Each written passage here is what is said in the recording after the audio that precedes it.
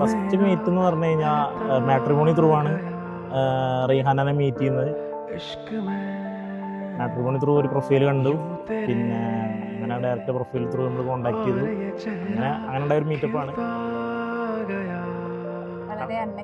വളരെ അൺഎക്സ്പെക്റ്റഡ് ആയിട്ടുള്ള ഒരു മീറ്റപ്പാണ്. കാരണം മുണ്ടൂർത്തിൽ നിന്ന് പാലക്കാട്ടേക്ക് എന്ന് പറയുമ്പോൾ അത്രയും ലോങ് ആണല്ലോ.